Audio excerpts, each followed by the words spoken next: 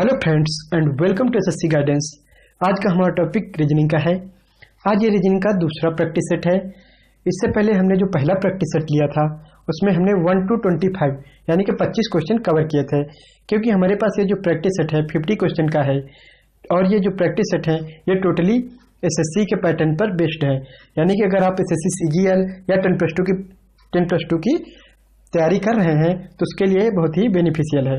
ठीक है, क्योंकि यहाँ कंबाइंड यानी कि मिसलेनियस सभी क्वेश्चन मिल जाते हैं जिस पैटर्न पे जो क्वेश्चन एक्चुअल में पूछे जाते हैं। ठीक है, तो पिछले प्रैक्टिस सेट में हमने 1 to 25 यानी 25 क्वेश्चन लिए थे, तो बचे हुए 26 to 50 ये जो 25 क्वेश्चन है वो आज हम कवर करेंगे। तो चलिए इसमें क्या करेंगे, हम लास्ट से यानी कि 50 to 26 सॉल्व करेंगे। तो चलिए पहले 50 नंबर क्वेश्चन देखते हैं। तो पहला क्वेश्चन आज का क्या है, यहाँ एक मैट्रिक्स दी हुई है। ऐसा एक क्वेश्चन जरूर आता है मैट्रिक्स का। अब एक क्वेश्चन आएगा क्योंकि अभी 25 क्वेश्चन आते हैं एसएससी के एग्जाम्स में, क्योंकि ऑनलाइन एग्जाम अब होता है। ठीक है, तो ऐसा एक मैट्रिक्स का क्वेश्चन आएगा। इसमें सिंपली आपको इतना ये पढ़ना नहीं है, जो भी लिखा होता है इसमें क्या कहता है कि यहाँ पे नंबर्स लिखे हुए हैं और ये अंदर अल्फाबेट, तो यहाँ स्थिति बतानी होगी। जैसे अगर ये बी है तो बी की स्थिति क्या है, 0 1। ठीक है, पहले हम इस यानी कि कॉलम से लेंगे और देन रो से। तो यहाँ से बी की वैल्यू क्या है, इधर क्या है 0 और इधर क्या है 1, तो 0 1 है। ठीक है, तो ऐसा यानी कि स्थिति हम लेते हैं। तो यहाँ जो लास्ट में दिया हो वर्ड, जैसे यहाँ केज दिया है CHE, तो इसी को हमें नंबर्स में बताना है। ठीक है, सिंपल इसी को हमें नंबर्स में बताना है। तो यहाँ पे जल्दी कैसे करेंगे, इसके लिए हम एक ट्रिक अपनाएंगे कि लास्ट वाले अक्षर पहले चेक करेंगे। जैसे कि लास्ट में केज का हमें सर्च करना है, केज के अंत में क्या है ई, तो इन यानी कि जो लास्ट वाले हैं इनमें ई होना चाहिए। ठीक है, स्टार्ट से एक तरफ से भी हम इसको सर्च कर सकते हैं, लेकिन अगर लास्ट से करें तो कई बार जल्दी सॉर्ट आउट हो जाता है। तो यानी कि ई सर्च करना है और 1 4 पर हम देखते हैं, तो 1 पहले हमें इधर से लेना है, तो 1 और 4 पर क्या है ए, लेकिन हमें तो ई चाहिए क्योंकि केज में अंत में क्या है ई, तो ये अंत में ई आना चाहिए। तो पहला क्या हुआ, एलिमिनेट हो गया। अब इसी तरह सीख में देखें तो 8 6 है, तो 8 किधर है इधर और 6 ये, तो 8 और 6 पर क्या आ रहा है एफ, लेकिन हमें तो ई चाहिए कि केज में क्या है अंत में ई, तो यहाँ ई आना चाहिए था, ये भी एलिमिनेट हो गया।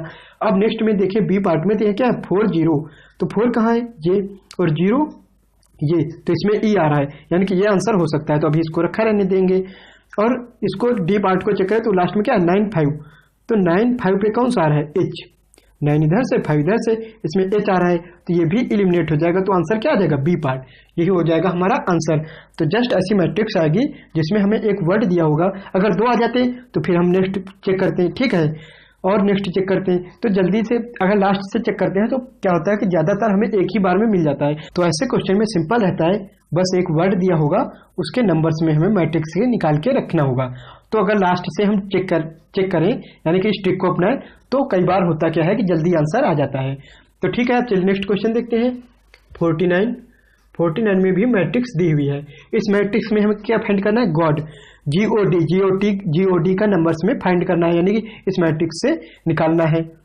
ठीक है, तो GOD, तो यहाँ पे पहला क्या है, हम सभी के लास्ट चेक करेंगे जैसे कि हमने पिछली बार देखा था।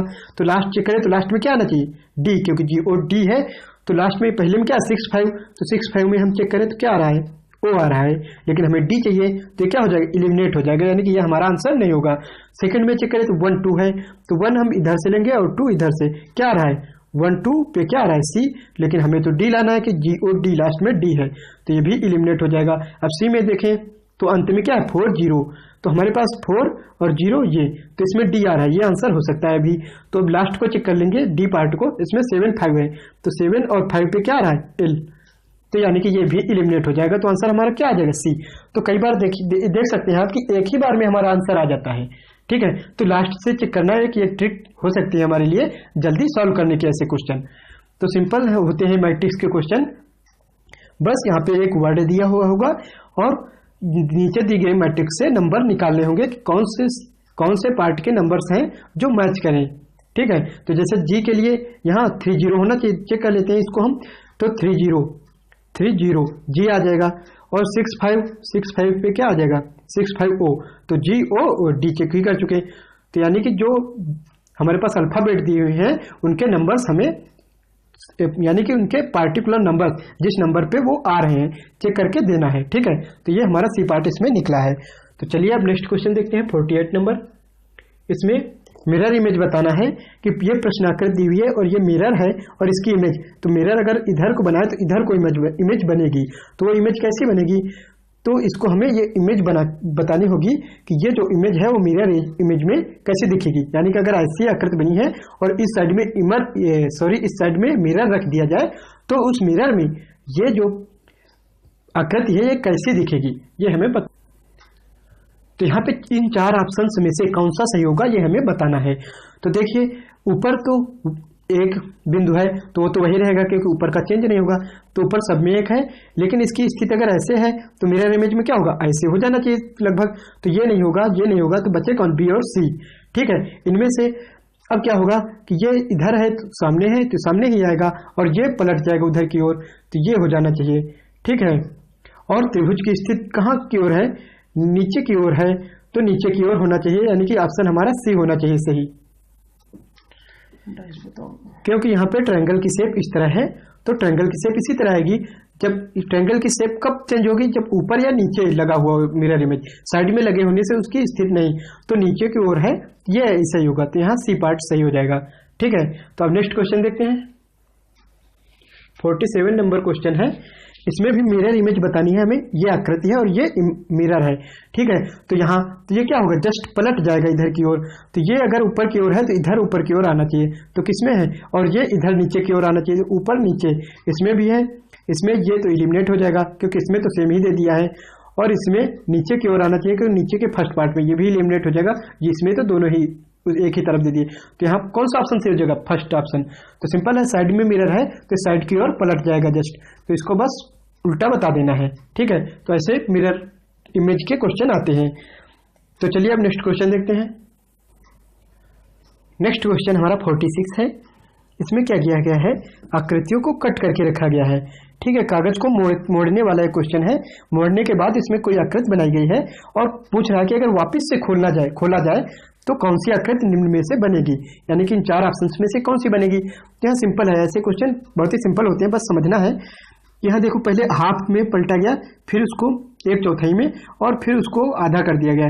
तो यहाँ से ये जो पार्ट बचा इसमें क्या है, एक आकृति ऐसी बनाई गई है, ठीक है, जो कि भरी हुई है।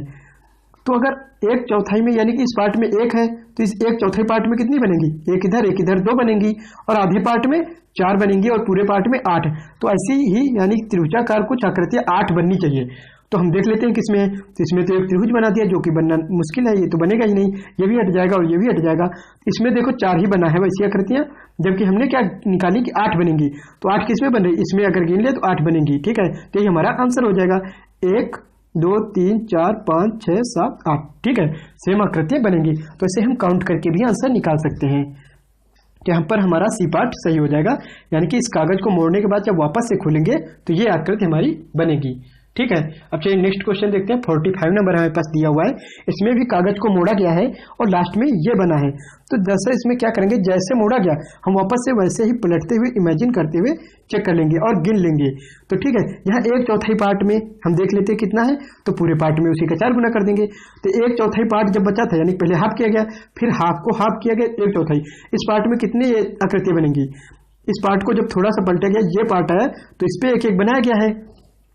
तो जब इन्हें हम वापस पलट के इस शेप में लाएंगे 1/4 पार्ट में, तो कितने बनेंगे, एक इधर पूरा बनेगा, एक इधर 2 बनेंगे। तो इसी तरह 2 अगर इस पार्ट में बने तो 2 इधर बनेंगे, तो 2 2 4 और पूरे में कितने बनेंगे, 8, और ये आकृति बनेगी। तो इसको जब पलटेंगे तो यही इधर पूरी हो जाएगी कि नहीं, ऐसी आकृति। तो इस तरह की आकृति लगभग बनेगी, जब इधर पलटेंगे तो ऐसी बनेगी। तो यानी कि ये कुछ आकृति ऐसी बनेगी, ऐसी, और ऐसी आकृति 8 बननी चाहिए और इसी लगभग तिरछे शेप में। तो यहाँ 4 है, ये नहीं होगा, ये नहीं होगा और ये नहीं होगा, बच्चा कौन, ये, यही हो जाएगा हमारा आंसर। ठीक है, क्योंकि वैसी ही शेप में लगभग बने हुए हैं और 8 जैसा कि हमने गिना 8 बनने चाहिए और 8 यहाँ पे बने हुए हैं। तो इस तरह से हमारा आंसर आ जाएगा बी पार्ट। ठीक, कागज को फोल्डिंग करने वाला क्वेश्चन है। ठीक है, तो सिंपल क्वेश्चन होते हैं, बस यहाँ पे आपको समझना है। तो चलिए अब नेक्स्ट क्वेश्चन देखते हैं। नेक्स्ट क्वेश्चन है 44 और 43 एक ही टाइप के क्वेश्चन है। इसमें क्या करना है, निहित आकृति बताना है। ठीक है, यानी कि ये जो आकृति दी हुई है ये पूछना चाह रहा है कि इन चारों ऑप्शंस में से किस में ये निहित है, यानी कि कौन से आकृति में ये आकृति छिपी हुई है, ये हमें निकालना है। और सेम 44 क्वेश्चन में भी यही पूछा जा रहा है हमसे। ठीक है, तो ऐसा अभी क्या होगा कि ऐसा एक क्वेश्चन जरूर पूछा जाएगा, क्योंकि पहले अगर ये, क्योंकि ये 50 क्वेश्चन का प्रैक्टिस सेट है तो इसमें 2 दिए हुए हैं, तो अभी 25 क्वेश्चन पूछे जाते हैं, तो उसमें एक क्वेश्चन ऐसा आएगा, ठीक है, जिसमें कि निहित आकृति के बारे में पूछेंगे। तो यहाँ पे ऐसी आकृति, अब ऐसी आकृति हमें सर्च करनी होगी, यानी 2 ऐसे ट्रायंगल टाइप और ये कर्व्ड इस वो पार्ट, ठीक है। तो ऐसा यानी कर्व्ड पार्ट के लिए हमें कोई गोला बना हुआ होना चाहिए और उस पर ये दोनों टच होने चाहिए। ये यहाँ गोला तो है, टच कुछ नहीं हो रहा है, यहाँ है ही नहीं, यहाँ गोला है, यहाँ भी नहीं हो रहा है, तो सिंपली पहले को ही हम देख के समझ सकते हैं। तो यहाँ पे ये गोला दिया हुआ है और इस पार्ट पे देखो 2 लाइनें टच हो रही हैं और फिर ये दोनों लाइनें इधर आ भी रही हैं और यहाँ पे टच हो रही हैं, तो इधर से हम काट लेंगे तो यही सेम शेप आ जाएगा। तो यानी कि इस पहली आकृति में यह आकृति निहित है, ठीक है, तो ये हमारा आंसर आ जाएगा। इसी तरह नेक्स्ट 44 में पूछ रहा है ये आकृति इन चारों में से किस आकृति में निहित है। तो यहाँ पे यानी कि एक गोला होना चाहिए, उसमें ये ऐसे आना चाहिए। तो यहाँ पे ये गोला तो है, लेकिन जो सेकंड में यहाँ कहीं जुड़ा हुआ नहीं है, यानी कि ये पार्ट नहीं बनेगा इसमें। तो यहाँ से कुछ लाइनिंग ही नहीं है गोले के साथ, यानी कि जो सर्कल के साथ लाइनिंग है ये यहाँ पे है नहीं, तो ये भी नहीं बनेगा। और यहाँ लाइनिंग जो है कर्व्ड है, जबकि यहाँ सीधी लाइनिंग है, तो बचेगा कौन, डी पार्ट। ये यहाँ से ये बन जाएगा पार्ट और ये ऐसा, इतना पार्ट हमारा आ जाएगा जो कि दिया हुआ है, यानी कि ये आकृति इस डी पार्ट में निहित है, ठीक है। तो ये डी पार्ट हमारा आंसर आ जाएगा। तो ऐसा एक क्वेश्चन अब आएगा निहित आकृति जिसमें पूछी जाएगी, ठीक है। तो चलिए अब नेक्स्ट क्वेश्चन देखते हैं। नेक्स्ट क्वेश्चन दिया हुआ है, इसमें 3 आकृतियां दी हुई हैं और चौथी आकृति पूछा जा रहा है कि यहाँ पे कौन सी आकृति आनी चाहिए, ठीक है। तो यहाँ पे अगर देखें तो क्या दिया हुआ है, ये आकृति जैसी बनी हुई है इसके विपरीत ऐसी आकृतियां बनी हुई है, तो यानी कि ये जो आकृति बनी हुई है इसके विपरीत सेम ऐसे आकृति बननी चाहिए तभी होगा। तो ऐसा किसमें दिया हुआ है, इस सी पार्ट में दिया हुआ है, यानी कि ये आकृतियां इसके विपरीत ऐसे जाएंगी, इसको हम यहाँ रख देंगे तो पूरा हो जाएगा, यानी कि चारों पार्ट हमारे पूरे हो जाएंगे। तो सेम इसको जस्ट हम एक दूसरे के विपरीत चेक करेंगे, क्योंकि इसका विपरीत वाला ये है और दोनों क्या है एक दूसरे की तरफ इनके शेप हैं, तो इसमें भी इसके इसी की तरफ शेप आना चाहिए जो कि सी पार्ट में है, तो सी पार्ट हमारा आंसर हो जाएगा, ठीक है। नेक्स्ट क्वेश्चन देखते हैं 41, ये भी उसी टाइप का है। यहाँ 4 पार्ट हैं आकृति में और 3 फिल है, चौथी जो खाली स्थान है इसे हमें फिल करना है। तो यहाँ हम सीक्वेंस देखना पड़ेगा हमें कि सीक्वेंस क्या बन रहा है, उसी सीक्वेंस के अनुसार अगली आकृति क्या आएगी ये हम सर्च करेंगे, ठीक है। तो यहाँ पे क्या है, एक गोला है उसके ऊपर इस टाइप का चतुर्भुज इस शेप में बना हुआ है, और नेक्स्ट क्या किया गया, एक चतुर्भुज इस टाइप का उसमें ऐड किया गया, और फिर नेक्स्ट में क्या किया गया, उस चतुर्भुज के ऊपर एक सर्कल फिर से ऐड किया गया, यानी कि वापिस से सर्कल आ गया। तो इस सर्कल के बाद क्या आना चाहिए, सर्कल के बाद क्या आ रहा था, इस शेप का चतुर्भुज, ठीक है। तो इस शेप का चतुर्भुज किसमें है, यानी कि पहले छोटा गोला होना चाहिए, फिर इस शेप का चतुर्भुज, फिर ऐसा चतुर्भुज और उसके ऊपर फिर से सर्कल, और फिर इस टाइप का चतुर्भुज आना चाहिए।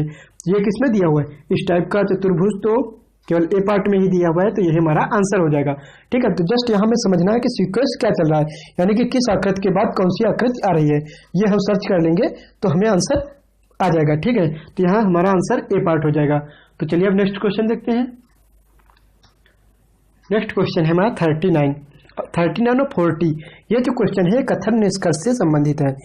ये काफी कंफ्यूजिंग क्वेश्चन होते हैं क्योंकि इनमें हम ज्यादातर गलतियां कर जाते हैं, ठीक है। तो इनको समझना होगा। तो इनमें समझने की बात यह है कि यहाँ हमें अपनी तरफ से कोई भी दिमाग नहीं लगाना है कुछ भी, यहाँ यानी कि बस सिंपल सा हमें कथन को समझना है, उसी के अनुसार आंसर यानी कि निष्कर्ष को समझना है। यानी कि जितनी बात कथन में कही गई है बस उतनी ही हमें समझनी है, जो यानी कि उसका एक्स्ट्रा हम अपने अनुसार नहीं सोच सकते। जितना कथन में कहा गया है बस उसी के अनुसार हम आंसर देंगे, जो बात कथन में नहीं कही गई है उसे हम गलत मानेंगे, ठीक है। यानी कि उससे हमारा कोई मतलब नहीं होगा। तो यहाँ जैसे कि क्या दिया हुआ है, पहले में गानों को गाने के लिए सदैव गायक होते हैं, ये एक कथन दिया हुआ है, और 2 निष्कर्ष यहाँ पे क्या दिए हुए, पहला गायक ही गाना बनाते हैं, तो यानी कि सिंपल सी बात है, कथन क्या दिया हुआ है कि गानों को गाने के लिए किसकी आवश्यकता होती है, गायक की। तो गायक होगा तो गायक गाना बनेगा, वरना नहीं बनेगा। इस कथन से तो इतना ही पता चल रहा है, तो यानी कि पहला क्या हो जाना चाहिए, सही, ठीक है। और दूसरा क्या दे रहा है कि कोई भी ना गाया गया गाना नहीं होता है, तो इसके बारे में कोई इन्फॉर्मेशन यहाँ पे नहीं दी गई, यानी कि कोई भी चीज़ जो ना गाई गई हो ऐसी कोई बात यहाँ पे नहीं कही गई है। यहाँ सिर्फ इतना बताया गया है कि गानों को गाने के लिए सदैव गायक होते हैं, ना गाई गई चीज़ों के लिए कुछ बात ही नहीं कही गई है, तो इसको गलत मानेंगे। ठीक है, क्यों? ऐसा कोई संभव नहीं है, क्योंकि इसके बारे में कोई ऊपर इन्फॉर्मेशन नहीं दी गई है कि जो चीज़ नहीं गाई गई हुई उसे क्या कहेंगे। ठीक है, जब इसके बारे में कुछ बताया नहीं गया तो इसका हम आंसर नहीं दे सकते, इसको गलत मान के चलेंगे। तो यहाँ कौन सा पहला निष्कर्ष सिर्फ लागू होगा और वो डी पार्ट में दिया हुआ है, जो कि हमारा आंसर हो जाएगा। ठीक है, चलिए अब नेक्स्ट क्वेश्चन देखते हैं। इसी का 40 नंबर, इसमें भी कथन दिया हुआ है। पहला कि कुछ बिल्लियाँ कुत्ते हैं, ये तो बनाने वाला ऐसा सिंपल होता है, ये तो आ जाएगा आसानी से। कुछ बिल्लियाँ कुत्ते होते हैं, तो एक हम गोला मान लेंगे बिल्लियों का, और कुछ कुत्ते होते हैं तो कुछ पार्ट निकालेंगे, थोड़ा पार्ट इंटरसेक्ट कराना होगा, तो यानी कि कुछ बिल्लियाँ, ये पार्ट वाली बिल्लियाँ कुत्ते हो गए, यानी कुछ बिल्लियाँ यहाँ पे क्या है, कुत्ते हैं। फिर दिया हुआ है कोई कुत्ता खिलौना नहीं है, यानी कि ये जो डॉग वाला पार्ट था ये कह रहा है कि कोई भी कुत्ता खिलौना नहीं है। खिलौना हम KH अगर मान लें तो इनका कोई संबंध नहीं है। तो यहाँ सिंपल समझने की ये बात है, जब कुत्ते का कोई संबंध नहीं तो इस पार्ट का जो कंबाइंड है इसका भी कोई संबंध नहीं होगा, लेकिन ये जो बचा हुआ पार्ट है इसका संबंध हो भी सकता है, नहीं भी हो सकता है, लेकिन इसका कोई डायरेक्ट रिलेशन नहीं दिया हुआ है। तो इसमें बस एक ही चीज़ समझने की होती है, जिनका डायरेक्ट रिलेशन दिया होगा उन्हीं का हम डायरेक्ट आंसर देंगे, जिनका कोई डायरेक्ट रिलेशन नहीं दिया होगा, जैसे बिल्ली और खिलौने का कोई रिलेशन नहीं दिया होगा, तो इसको हम सही नहीं मानेंगे, यानी कि एग्जैक्ट सही दिया होगा तो हम उसको गलत मानेंगे। अगर संभावना दिखाई जा रही होगी तभी उसी कंडीशन में हम सही मानेंगे। जैसे कि पहला निष्कर्ष क्या है, कुछ कुत्ते बिल्लियां हैं, तो जाहिर सी बात कुछ बिल्ली कुत्ते थे तो कुछ कुत्ते बिल्लियां हैं, ये पार्ट वाली, तो ये तो सही हो जाएगा पहला। दूसरा क्या है, कुछ खिलौने बिल्लियां हैं, और जैसा कि मैंने बताया बिल्ली और खिलौने में कोई संबंध नहीं बताया गया, तो हम कभी नहीं बता पाएंगे कि कुछ खिलौने बिल्लियां हैं, ये गलत हो जाएगा। ठीक है, क्यों? क्योंकि इनके बारे में कोई भी डायरेक्ट रिलेशन नहीं बताया गया है। जब तक कि डायरेक्ट रिलेशन न बताया जाए हम उसका आंसर नहीं देंगे। हम अगर यहाँ संभावना लिखी होती कि कुछ खिलौने बिल्लियां हो सकती हैं तब सही होता, क्योंकि खिलौनों का कुत्तों से है कि कोई नहीं हो सकता, लेकिन बिल्लियों से हो सकता है, क्योंकि एक कंडीशन ऐसी बनेगी, थोड़ा देख लीजिए, ये अगर बिल्लियों का पार्ट मान लें और ये कुत्तों का, तो हम ऐसे भी बना सकते हैं खिलौने और डॉग में, यानी कि खिलौने और कुत्तों में कोई संबंध नहीं है लेकिन बिल्लियों के साथ हो सकता है, ऐसी कंडीशन में बन सकता है। हमें सिर्फ यहाँ यही तो करना है कि कुत्तों से कोई संबंध नहीं बनाना है, तो कुत्तों को अलग कर देंगे और बिल्लियों से साइड में जुड़ सकता है, लेकिन ऐसा हो सकता है ना कि है, क्योंकि बिल्ली और खिलौने में कोई भी डायरेक्ट रिलेशन नहीं बोला गया है। तो जब तक डायरेक्ट रिलेशन नहीं बोला जाता हम ये फिगर नहीं बनाएंगे, हम ऐसा फिगर बनाएंगे और इसी के अनुसार आंसर देंगे, तो ये निष्कर्ष हमारा गलत होगा।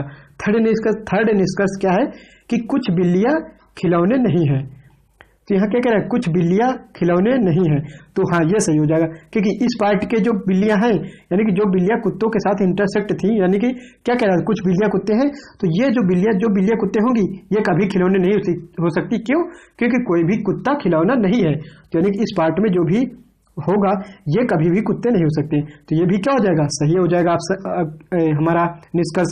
और चौथा निष्कर्ष क्या दिया हुआ है, सभी खिलौने बिल्लियां हैं, सभी खिलौने बिल्लियां हैं, तो इसमें भी डायरेक्ट आंसर दे रहा है, तो डायरेक्ट आंसर तो हमारा होगा ही नहीं। ठीक है, क्यों?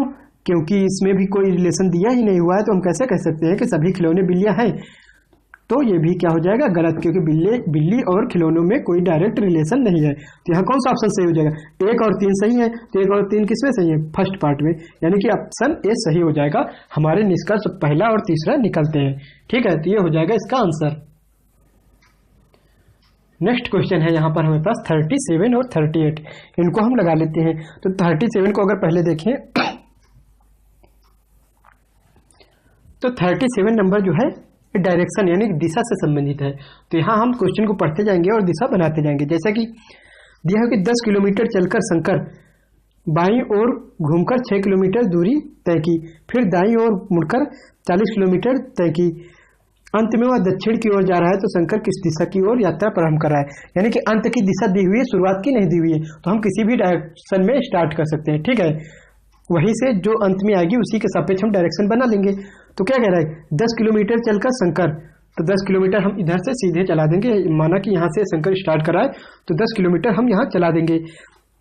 तो क्या कह रहा है, 10 किलोमीटर चलने के बाद बाईं ओर घूमता है, तो यहाँ अगर हम चलेंगे हमेशा अपना हम दायां या बायां लेंगे, तो हमारा बायां अगर हमारा फेस इधर को हो तो बायां कहाँ किधर होगा, ऊपर की ओर, तो नेक्स्ट कंडीशन में क्या है कि बाईं ओर घूमकर 6 किलोमीटर, तो बाईं ओर घूमा और इधर हमने 6 किलोमीटर चला दिया। ठीक है, अब क्या बोल रहा है कि 6 किलोमीटर दूरी तय की, फिर दाईं ओर मुड़कर, अब अगर हमारा फेस इधर है तो हमारा दायां साइड किधर होगा, इधर की ओर। फिर कह रहा है कि दाईं ओर मुड़कर वो 20 किलोमीटर की दूरी तय की, तो इधर को मुड़ा कर 20 किलोमीटर हम इधर से तय करा देंगे। ठीक है, अंत में कह रहा है कि अंत में वह दक्षिण की ओर जा रहा था, यानी कि अंत ये जहां पे जा रहा है ये दिशा कौन सी है, साउथ की। ठीक है, यानी कि यहां से स्टार्ट किया और इस दिशा, यानी कि लास्ट में इस दिशा की ओर जा रहा है, तो ये साउथ आया। और हमारी डायरेक्शन क्या होती है, हमारी डायरेक्शन होती है नॉर्थ साउथ ईस्ट वेस्ट। ठीक है, तो अगर ये साउथ आया तो साउथ के उल्टा क्या होना चाहिए, इधर नॉर्थ होना चाहिए और साउथ। ठीक है, और साउथ के राइट में ईस्ट होना चाहिए और लेफ्ट में वेस्ट। तो हमें उसकी जरूरत नहीं है, हमें सिंपल देखना पूछा क्या जा रहा है, शंकर ने किस दिशा से यात्रा आरंभ की थी। तो यात्रा किस दिशा से आरंभ की थी, अगर यहाँ के सापेक्ष देखें तो यार नॉर्थ से आरंभ की थी, तो यानी कि यहाँ आंसर क्या आ जाएगा, उसने नॉर्थ साइड से, यानी कि अगर साउथ का अपोजिट नॉर्थ होता है तो नॉर्थ साइड से स्टार्ट करते हुए साउथ की ओर गया था, क्योंकि अंत में वो साउथ की ओर जा रहा है। तो आंसर क्या आ जाएगा, वो उत्तर की दिशा से उसने यात्रा प्रारंभ की, ये हमारा आंसर हो जाएगा। ठीक है, तो चलिए अब नेक्स्ट क्वेश्चन 38 नंबर देखते हैं। 38 नंबर दिया हुआ है कि 6 व्यक्ति एक वृत्त में बैठे हैं, यानी कि ये पजल का क्वेश्चन है और सिंपल पजल आती है एसएससी में, तो इसको देख लेते हैं। 6 व्यक्ति एक वृत्त में बैठे हैं, ए के सामने बी, बी के दाईं ओर बी ई के दाईं ओर और सी के बाईं ओर है, सी डी की बाईं ओर और एफ ए के दाईं ओर है। अब अगर डी एफ के साथ और बी ई बी के साथ अपनी अपनी सीट अदला बदली कर लेते हैं तो डी के बाईं ओर कौन बैठा है। तो सिंपल यहाँ हमारा फिगर बना के हम इनको सेट करते चलते हैं, देखते हैं। ठीक है, तो यहाँ पे हम एक सर्कल बना लेते हैं, क्योंकि ये वृत्त में एक बैठे हैं। ठीक है, 6 व्यक्ति एक वृत्त में बैठे हैं, तो हम 1 2 3 4 5 6 ऐसे मान लेंगे। ठीक है, क्या कह रहा है कि ए के सामने बी है, तो हम ए को कहीं भी, शुरुआत में हमें मानने के लिए हम ए को कहीं भी मान सकते हैं, तो हम ए को यहां अगर मान लें तो बी कहाँ जाएगा, अपोजिट जस्ट। तो क्या कह रहा है कि ए के सामने बी है और बी ई के दाईं ओर है, तो बी जो है ई के दाईं ओर, तो ई कहाँ बैठाना पड़े, ई के दाईं ओर। यहां भी हमें जो दाया बाया लेना होगा अपने सापेक्ष लेना होगा, और जब भी ये ना दिया होगा उनका मुंह किस तरफ है, यानी कि फेस किस तरफ है, तो हमेशा अंदर की ओर मान के चलेंगे। तो ई किस तरफ बैठा है कि दाईं ओर हो, इधर बैठाना पड़ेगा, क्योंकि अंदर की ओर जब फेस होगा तो दाईं ओर किधर होगा हमारा, इधर की ओर। यानी कि बी किधर है, दाईं ओर है ई के। यही कह रहा था कि बी ई के दाईं ओर और सी के बाईं ओर, तो सी इधर आ जाएगा सिंपल से, तभी तो सी के बाईं ओर हो जाएगा। ठीक है, ये हो जाएगा। अब कह रहा है कि सी डी के बाईं ओर है, तो डी इधर रखना पड़ेगा, तभी डी के बाईं ओर सी होगा। और एफ ए के दाईं ओर है, और एफ ए का दाईं ओर किधर होगा, इधर होगा, तो एफ ए के दाईं ओर है। तो सभी सेट हो गए, पूरे 6 के 6 बैठ गए यहाँ पे। तो कह रहा है डी और एफ, डी एफ के साथ, यानी कि डी एफ के साथ अदला बदली कर ले, तो एफ किधर आ जाएगा, इधर एफ आ जाएगा और डी इधर आ जाएगा। ठीक है, डी एफ के साथ और ई बी के साथ, यानी कि बी की जगह ई की जगह क्या आएगा, बी, और बी की जगह ई आ जाएगा। अपनी सीट अदला बदली कर लेते हैं, तो डी के बाईं ओर कौन बैठा है, तो डी अब कहाँ आ गया, डी यहाँ पे आ गया, तो बाईं ओर, डी का बाईं ओर किधर होगा, इधर होगा, लेफ्ट साइड कौन है, ए। तो यही हमारा आंसर हो जाएगा, यानी कि डी के बाईं ओर कौन बैठा है, ए बैठा है, तो ये सी पार्ट हमारा आंसर हो जाएगा। ठीक है, तो चलिए अब नेक्स्ट क्वेश्चन देखते हैं। नेक्स्ट हमारा 36 नंबर क्वेश्चन है, ये क्यूब से संबंधित, यानी कि घन का क्वेश्चन है, पासे का क्वेश्चन है। तो यहाँ हम इस पासे को लगाएंगे, तो इसमें क्या दिया हुआ कि नीचे दी गई 4 स्थितियां दी हुई है किसी पासे की, जिसमें कि 3 वाले फलक के विपरीत, यानी कि 3 का अपोजिट बताना है। तो 3 का अपोजिट, यानी कि 3 अगर इस डायरेक्शन में है तो इसका अपोजिट इस डायरेक्शन, इस से उधर आना चाहिए पीछे, यानी 3 का अपोजिट हमें बताना है। तो 3 का अपोजिट ये दोनों तो नहीं हो सकते, यहाँ हमें जस्ट इलिमिनेट करना होगा। देखो 3 के साथ लिखे हुए हैं 2 और 6, तो यानी कि ये इसके अपोजिट कभी नहीं हो सकते, तो यहाँ से 2 इलिमिनेट हो गया, 6 इलिमिनेट हो गया। और 3 कहाँ पे है, इस पासे में 3 दिया हुआ है, 3 के साथ कौन है, 1 और 6, 1 और 6 ऑप्शन में नहीं है। इस पासे में देखें तो यहाँ भी 3 दिया हुआ है, 3 के साथ 1 और 5 है, तो 1 और 5 ये भी ऑप्शन में नहीं, लेकिन यहाँ 3 खुद दिया हुआ, तो 3 के अपोजिट 3 तो होता ही नहीं, तो ये भी एलिमिनेट हो जाएगा और आंसर क्या आ जाएगा, ए नंबर, यानी कि 4। तो 3 का अपोजिट क्या हो जाएगा, 4। तो यहाँ जस्ट हमें एलिमिनेट करके भी जब 3 या 4 दिए होते हैं तो ज़्यादातर एलिमिनेट करके आंसर निकाल लेते हैं, लेकिन जब 1 या 2 या 3 यानी जब एलिमिनेशन मेथड से ना आ रहा हो तो कैसे लगाते हैं, यानी कि हम 3 का पूछ रहे हैं तो 3 का छोड़ के बाकी जो है इन दोनों में से कोई कॉमन ले लेते हैं, यानी 2 और 6 किसमें कम है, इसको अगर लें तो इन दोनों में क्या 2 कॉमन है। ठीक है, तो हम 2 को ले लेंगे और 2 को लेने के बाद हम क्लॉकवाइज या एंटी क्लॉकवाइज सीरीज चलाएंगे। अगर क्लॉकवाइज चलाए तो कैसे चलेगा, 2 के बाद 6, 6 के बाद 3, 2 के बाद 6, 6 के बाद 3 आ रहा है, और इसमें भी हम 2 को ले और क्लॉकवाइज घुमा दें तो 2 के बाद क्लॉकवाइज क्या रहा है 5, 4, तो 2 के बाद 5, 4, तो यहाँ नंबर्स क्या है 1 2 6 लिखे हुए हैं, तो 6 का अपोजिट क्या हो जाएगा 5, 3 का अपोजिट 4 और 2 का अपोजिट 2 नहीं होगा, जो बचा हुआ है तो बचा कौन है 1, तो 2 का अपोजिट 1 आ जाएगा। ठीक है, तो इस मेथड से हम लगाएंगे अगर एलिमिनेशन मेथड से नहीं लग रहा है तो। ठीक है, तो यहाँ पे आंसर हमारा आ जाएगा ए पार्ट, यानी कि 4 जो है 3 के अपोजिट है। अब 35 नंबर क्वेश्चन देखते हैं, ये भी डायरेक्शन का क्वेश्चन है। कह रहा है कि सीमा उत्तर की ओर 30 मीटर चलती है, फिर वह दाईं ओर, तो उत्तर किधर होता है, नॉर्थ ऊपर की ओर होता है, तो अगर हम यहाँ से चलाएं तो नॉर्थ किधर होगा ऊपर की ओर, कह रहा है कि उत्तर की ओर 30 मीटर चलती है, तो इसको जस्ट हम बना लेते हैं किसी पेज पे। ठीक है, क्योंकि यहाँ पे हमें दूरी भी बतानी है मीटर में, तो कह रहा है कि सीमा उत्तर की ओर 30 मीटर चलती है, तो हम नॉर्थ की ओर चला देंगे 30 मीटर, यहाँ से स्टार्ट कर दीजिए। फिर वह दाईं ओर, तो ऊपर की अगर फेस है तो दायां साइड इधर होगा, दाईं ओर मुड़कर 30 मीटर चलती है, ये भी 30 मीटर चलेगी। ठीक है, इसके बाद कह रहा है कि फिर दाईं ओर मुड़कर 55, अब दाईं ओर इधर फेस है दाईं ओर नीचे की ओर, और ये 30 था तो इससे नीचे जाएगा 55 मीटर चलती है। फिर कह रहा है कि फिर वह बाईं ओर मुड़कर, अब यहाँ से लेफ्ट किधर होगा, जब इधर को फेस है तो लेफ्ट इधर को होगा। ठीक है, कह रहा है कि फिर वह बाईं ओर मुड़कर 20 मीटर चलती है, तो यहाँ पे अब कितना चले 20 मीटर चलती है, वह फिर बाईं ओर मुड़ी और 25 मीटर चली, फिर से अब बाईं ओर किधर होगा ऊपर की ओर और 25 मीटर, तो यहाँ तक देखें अगर इसको मिला तो ये 30 था तो ये भी 30 होगा, तो ये बचेगा कितना 25, तो यानी कि इसी के जस्ट सामने आ जाएगा 25, तो बाईं ओर मुड़कर कितना चला 25 मीटर चलती है। सीमा अपने प्रारंभिक स्थान से कितने मीटर दूर है, तो प्रारंभिक स्थान ये था तो यहाँ से यहाँ आ गया तो ये कितने मीटर दूर है, तो ये कितना ये 30 है तो ये भी 30 होगा, और ये 20 है तो ये भी 20 होगा।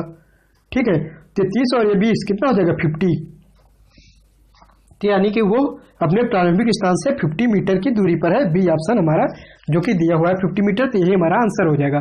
तो डायरेक्शन का क्वेश्चन था, जस्ट सिंपल क्वेश्चन था, हम जिस डायरेक्शन में बोलता जाए उसे ले जाएंगे और आंसर निकालेंगे। ठीक है, तो चलिए अब नेक्स्ट क्वेश्चन देखते हैं। नेक्स्ट क्वेश्चन हमारा 34 नंबर, यहाँ पे नंबर्स में दिया हुआ है। ठीक है, और यहाँ पे ये खाली स्थान हमसे क्वेश्चन मार्क में पूछा गया है क्या आएगा, तो यहाँ जस्ट ऐसे ही सीरीज बनेगी और कुछ ना कुछ इसमें संबंध होगा। तो यहाँ अगर देखें तो 12 का अगर 3 से मल्टीप्लाई करें तो कितना आ जाएगा 36, और 4 को ऐड कर दें तो कितना आ जाएगा 40 आ जाएगा, जो कि दिया हुआ है।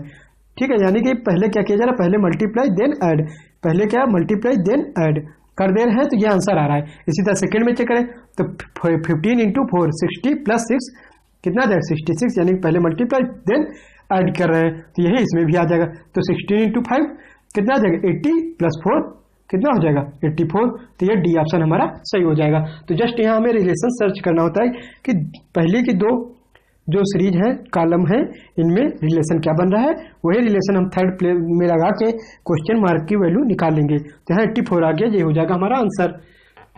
ठीक है, नेक्स्ट क्वेश्चन जो 33 दिया हुआ है, इसमें सर्कल में नंबर्स लिखे हुए हैं। ठीक है, और यहाँ पे बताना है कौन सा नंबर आएगा इसी सीरीज में।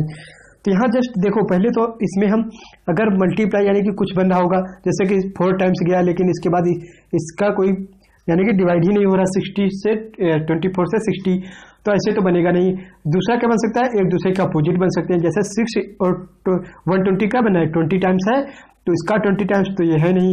ठीक है, तो ऐसे भी नहीं बनेगा।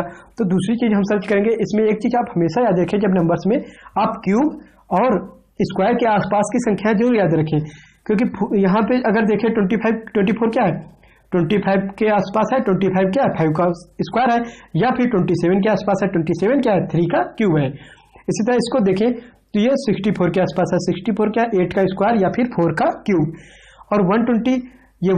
तो यहाँ पे हम देखें सिंपल बन क्या रहा है, तो यहाँ देखें सीरीज कैसे बने, अगर स्क्वायर मिले तो ये 2 का स्क्वायर + 2 ले सकते हैं, तो ये किसी का बन नहीं रहा, यानी 5 का स्क्वायर में माइनस हो गया, 4 के स्क्वायर में तो ज़्यादा ऐड हो गया, यानी कि 8 ऐड हो गया। ठीक है, तो यहाँ पे अगर क्यूब में देखें तो 2 का क्यूब माइनस क्या है 2, यानी कि क्या सीरीज बन रही है 2 का क्यूब माइनस 2, तो कितना आ जाएगा 6। इसी तरह इसमें देखें तो 3 का क्यूब माइनस 3 बन रहा है, यानी कि ये सीरीज बन रही है, ये सही है। तो हमें क्या करना है, स्क्वायर और क्यूब के आसपास की संख्या याद रखनी है। इसी तरह इसमें क्या 4 का क्यूब माइनस 4 बन रहा है, इसमें 5 का क्यूब माइनस 5 देख लीजिए। तो यहाँ पे 5 का क्यूब माइनस 5 था, यहाँ 6 का क्यूब माइनस 6 बनेगा, और यहाँ पे 7 का क्यूब माइनस 7। तो यहाँ 7 का क्यूब कितना होता है 3 4 3। अब उसमें 7 लेस करेंगे तो कितना आ जाएगा 3 3 6, यानी कि 336। तो यही हमारा आंसर हो जाएगा। तो यहाँ पे इन क्वेश्चनों में ऐसे रीजनिंग में जल्दी करने का बस यही तरीका है कि आप स्क्वायर और क्यूब्स के आसपास के नंबर याद रखें, कम से कम 10 तक के, यानी कि 1 to 10, यानी कि 1 to 10 तक की क्यूब्स तो आपको याद ही होनी चाहिए। ठीक है, तो यहाँ हो जाएगा। तो चलिए अब नेक्स्ट क्वेश्चन देखते हैं। नेक्स्ट है 29 to 32, ये देख लेते हैं इस टाइप के क्वेश्चन। तो यहाँ 29 में क्या दिया हुआ है 2 3 5 इक्वल टू 3 8 दिया हुआ है, और 4 5 2 इक्वल टू 4 5 दिया हुआ है। तो 3 4 5 की वैल्यू हमसे पूछी गई है।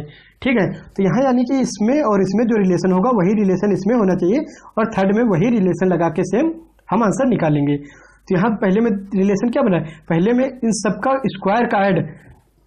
ऐसी स्थिति में यही करना कि पहले या तो सबका मल्टीप्लाई लिखा होगा, या मल्टीप्लाई का 2 गुना 3 गुना ऐसा कुछ बन सकता है, या फिर कोई 2 संख्याओं को लेके एक संख्या के साथ ऐड या कुछ बन रहा होगा। ठीक है, तो यहाँ लेकिन क्या बन रहा है, यहाँ इनके स्क्वायर्स का ऐड करके बन रहा है। जैसे कि 2 का स्क्वायर क्या होता है 4, और 3 का स्क्वायर 9, 5 का स्क्वायर 25। अगर हम इन सबको ऐड करें तो क्या बन जाएगा 38। इसी तरह इसमें भी 4 का स्क्वायर प्लस 5 का स्क्वायर प्लस 2 का स्क्वायर ऐड करेंगे तो इतना आ जाएगा। तो इसका आंसर हमें निकालना है। तो इसका क्या करेंगे 3 का स्क्वायर 9, 4 का स्क्वायर 16 और 5 का स्क्वायर 25। इन सबको हमें क्या करना होगा ऐड कर दें तो हमारा आंसर आ जाएगा। तो इनको ऐड करेंगे तो कितना आएगा 50, और वही हमारा आंसर हो जाएगा डी पार्ट। ठीक है, तो यहाँ से 50 आ जाएगा आंसर। अब नेक्स्ट क्वेश्चन देखते हैं 30। इसमें भी 2 × 3 = 49, 5 × 6 = दिया हुआ है 25 36। तो यहाँ देख के ही पता लग रहा है कि ये 2 का स्क्वायर है और ये 3 का स्क्वायर लिखा गया। इसमें 5 का स्क्वायर लिखा गया, फिर 6 का स्क्वायर लिखा गया, और सेम इसमें 1 का स्क्वायर 1 लिखा गया, फिर 9 का स्क्वायर 81। तो इसमें भी क्या आ जाएगा 4 का स्क्वायर आ जाएगा 16, 7 का स्क्वायर 49। तो 16 49 ये हो जाएगा हमारा आंसर। ठीक है, अब नेक्स्ट क्वेश्चन देखें तो क्या दिया हुआ है इनटू का अर्थ अगर प्लस हो, तो यानी कि ऐसे में जब दिया होता है तो साथ में हम लिखते भी जाएंगे, इनटू की जगह क्या है प्लस होना चाहिए। ठीक है, और क्या कह रहा है भाग का अर्थ है माइनस, तो जहां पे भाग है वहां पे माइनस रख देंगे, और क्या दे रहा है प्लस का अर्थ है भाग, तो प्लस की जगह भाग आ जाएगा, और माइनस का अर्थ है मल्टीप्लाई, तो मल्टीप्लाई आ जाएगा। आप सबसे पहले क्या करते हैं ऐसी स्थिति में सॉल्व करने के सबसे पहले भाग करते हैं, तो भाग करेंगे तो 70 में 10 से भाग देना है तो कितना आ जाएगा 7। ठीक है, और 7 फिर मल्टीप्लाई करेंगे तो 7 × 2 14, और ये प्लस लगा तो 14 × 4 18 आ जाएगा, और आगे क्या लगा है माइनस, ये पहले माइनस लगा है और यहाँ क्या किया गया डिवाइड, तो 7 आया और 7 × 2 14, लेस करेंगे तो कितना आ जाएगा 4, डी पार्ट हो जाएगा हमारा आंसर। ठीक है, अब इसी तरह नेक्स्ट क्वेश्चन दिया हुआ है कि ये स्टार दिए हुए हैं, वो कह रहा है कि नीचे किस ऑप्शन के साइन यहाँ पे रखें तो सही आ जाए, यानी कि ये चिन्ह रखने पर सही रिलेशन बैठ जाए, यानी कि समीकरण सही संतुष्ट हो जाए। ठीक है, तो हमें इसमें क्या करना होगा रख के लगाना ही होगा। ठीक है, तो अगर यहाँ 5 5 अगर पहले को ले तो क्या है पहले मल्टीप्लाई देन ऐड फिर इक्वल टू और देन मल्टीप्लाई, तो यहाँ 10 × 3 कितना हो जाएगा 30, यानी कि इक्वल में 30 आना चाहिए, उधर भी 30 आना चाहिए, तो 5 × 5 25 प्लस 5 30। तो यहाँ यानी कि पहले से ही आप आंसर आ गया हमारा 30। तो यहाँ जस्ट अगर पहले से ना होता तो इनको चेक करते। ठीक है, तो यहाँ बस साइन रख के चेक करना है, हमें आंसर निकालना है कि किससे सही जो है कौन सा समीकरण सही बैठ रहा है इसमें सही। ठीक है, तो ऐसे क्वेश्चन को इस टाइप से लगाते हैं। अब चलिए नेक्स्ट क्वेश्चन देखते हैं। नेक्स्ट क्वेश्चन हमारा 28, ये ब्लड रिलेशन का क्वेश्चन है। यहाँ पे क्या कह रहा है अरुण ने कहा कि यह लड़की मेरी माता जी के पौत्र की पत्नी है। तो जिसको भी पूछा जाए इसको जस्ट आप बना ले तो कंफ्यूजन नहीं होगा। अरुण कह रहा है तो अरुण को लिख लें, और उसके बाद इसके ऊपर की जनरेशन को, यानी कि इससे ऊपर की जनरेशन कौन होगी इसके माता पिता या उसके दादा नाना, तो ऊपर की जनरेशन को ऊपर लिखेंगे और नीचे की जनरेशन को नीचे। नीचे कौन आ गए पुत्र या उसके पौत्र। ठीक है, तो यहाँ क्या कह रहा है अरुण ने कहा कि यह लड़की मेरी माता, तो माता कहाँ आएगी मदर ऊपर आएगी इसके ऊपर। ठीक है, नेक्स्ट जनरेशन। और क्या करेंगे, यह लड़की मेरी माता जी के पौत्र, पौत्र क्या होता है, यानी कि पुत्र का पुत्र, तो माता के पुत्र का पुत्र क्या होगा, इसका बेटा होगा, सन। ठीक है, कह रहा है कि पौत्र की पत्नी है तो इसके सन की वाइफ की बात की जा रही है यहाँ कि अरुण ने कहा जिस स्त्री के बारे में, यानी कि उसने कहा उस क्या कहा है कि यह लड़की मेरी माता जी के पौत्र, तो माता जी इसकी मदर हो गई, मदर के पौत्र यानी कि इसके बेटे, मदर की बेटे के बेटे, इसकी पत्नी है। तो अरुण लड़की से किस प्रकार संबंधित है, तो अरुण का है क्या, बेटा और उसकी वाइफ, तो इसका क्या हो जाएगा, ये ससुर हो जाएगा। तो आंसर क्या आ जाएगा, सी पार्ट, ससुर, ये हो जाएगा सही। ठीक है, तो ऐसे बना के भी हम कर सकते हैं। तो अब नेक्स्ट क्वेश्चन 27 अगर देखें तो क्या दिया हुआ, निम्नलिखित आकृति में 3 व्रत अलग अलग विषय पढ़ने वाले विद्यार्थियों को दर्शाते हैं। कितने विद्यार्थी तीनों विषय पढ़ते हैं, तो अगर 3 गोले दिए हुए हैं तो तीनों विषय जो पढ़ेगा वो क्या होगा, वो तीनों के इंटरसेक्ट पार्ट में होना चाहिए, यानी कि कौन सा पार्ट जो तीनों में मिल रहा है, तो वो ये पार्ट है जो कि तीनों ही व्रत में मिल रहा है। ये पार्ट अगर देखें, देखो इन दोनों में केवल मिल रहा है, तीसरे में नहीं मिल रहा है, इसी तरह अन्य में, तो कौन सा ये पार्ट है जो कि तीनों में मिल रहा है। ठीक है, तो यानी कि यही वो छात्र होंगे जो कि तीनों विषय पढ़ते होंगे। तो यानी कि ऐसे कितने छात्र हैं, 3, तो ये बी पार्ट हमारा आंसर हो जाएगा, आंसर आ जाएगा 3। ठीक है, अब नेक्स्ट क्वेश्चन देखेगा 26, तो इसमें क्या दिया हुआ है कि यदि जून को किसी कोट भाषा में ये लिखा जाए और अगस्त को ये, तो अगस्त को, इस ऐसे क्वेश्चन जब भी बताया था कि 2 पार्ट दे दिया जाए, इसको ये लिखा जा रहा है, इसको ये, और थर्ड को पूछा जाए, तो मोस्ट प्रोबेबली यानी कि ज्यादातर क्या होगा कि ये जो दिए होंगे अल्फाबेट, इनको इन्हीं से छांट के लिखना होगा। ठीक है, जैसे कि जी, जून को ये लिखा गया है, अगस्त को ये, तो जी क्या है, अगस्त में है, और यू ई, ये भी यू इसमें है, ई इसमें है। या फिर इनको हम एक बार अगर चेक भी कर सकते हैं आप, जैसे कि जून और अगस्त दोनों में यू कॉमन है, तो यू कहाँ सेकंड प्लेस पर, यू को क्या लिखा गया है, क्यों, और सेकंड प्लेस पर क्यों लिखा गया, यानी कि सही है। ठीक है, तो हमें इनसे छांट के ही लिखना है। तो जी यू क्या हो जाएगा, इसमें जी यू है, तो जी यू किसके लिए है, एफ क्यू, तो पहले तो एफ क्यू आना चाहिए शुरू में, तो एफ क्यू इन 3 में है, आगे चेक करते हैं। एफ क्यू के बाद ई एस किसमें है, ई इसमें है लास्ट में, तो एस आना चाहिए, यानी कि एफ क्यू एस इन दोनों में है। और एस के लिए क्या आना चाहिए, एस किसमें है, इसमें से लास्ट सेकंड में है, तो एस के लिए एम आना चाहिए, तो एफ क्यू एस एम इसमें आ रहा है, तो ये बी पार्ट हमारा सही हो जाएगा। ठीक है, तो ऐसी कंडीशन में जब किसी 2 का संबंध दिया हुआ है, यानी पहले का संबंध ये दिया हुआ है और सेकंड का कूट भाषा में ये दिया हुआ है, तो थर्ड का हमें क्या करना है, इन्हीं से ही सर्च करके लिखना होता है। ठीक है, तो यहाँ पे बी पार्ट हमारा आंसर हो जाएगा। तो ये था आज का हमारा सेकंड प्रैक्टिस सेट रीजनिंग का।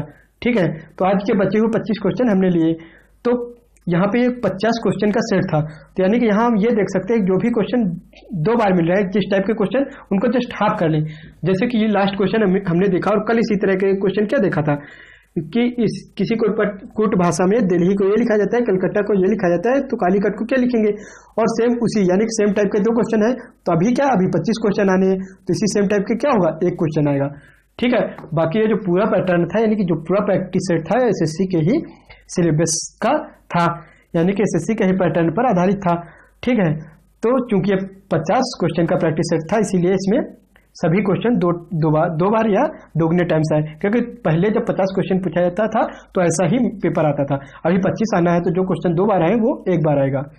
ठीक है, तो ये था आज का हमारा दूसरा प्रैक्टिस सेट। आई होप कि आपको ये प्रैक्टिस सेट पसंद आया होगा। तो अगर ये प्रैक्टिस सेट पसंद आया हो तो इसे लाइक एंड शेयर जरूर करें, और ऐसे ही अन्य वीडियो देखने के लिए हमारे चैनल को सब्सक्राइब जरूर करें, क्योंकि ऐसे ही अन्य टॉपिक्स पर वीडियो हम बनाते रहेंगे। और कोई भी सुझाव या सवाल हो तो कमेंट करना ना भूलें। तो चलिए मिलते हैं नेक्स्ट वीडियो में। Thanks for watching.